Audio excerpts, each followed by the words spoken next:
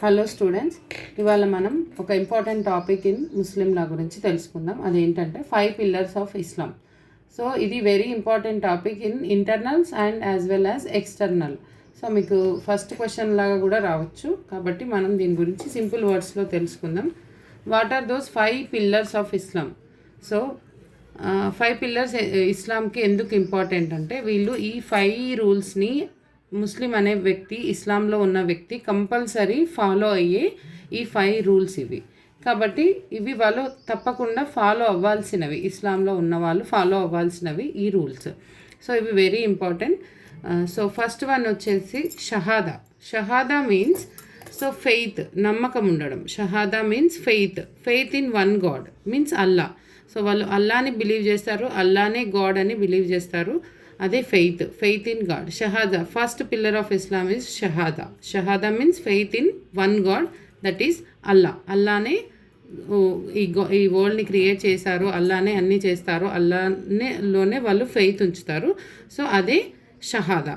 So next వచ్చేసి salah means prayer చేయడం.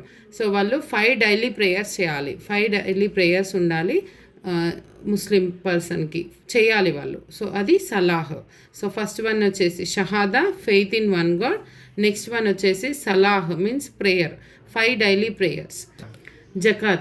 Zakat means help the poor and needy people. అంటే వాళ్ళు సంపాదించిన దాంట్లో కొంత మొత్తము పూర్ పీపుల్కి, అవసరం ఉన్న పీపుల్కి ఇవ్వడం. సో అది జకాత్. నెక్స్ట్ స్వామ్ అంటే ఫాస్టింగ్. అంటే రంజాన్లో వాళ్ళు ఫాస్టింగ్ ఉండడం. వాళ్ళు రంజాన్ని అతి పవిత్ర మాసంగా భావిస్తారు, అప్పుడు వాళ్ళు ఫాస్టింగ్ ఉంటారు. ఎందుకు అంటే to develop self discipline and spiritual growth. So ఆ మాసం మొత్తం వాళ్ళు ఫాస్టింగ్లో ఉండడానికి ట్రై చేస్తారు. సో అది fasting.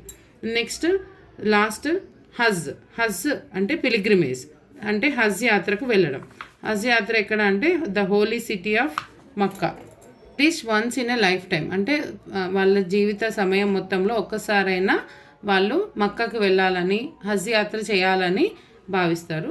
These are the 5 main pillars of the Islam.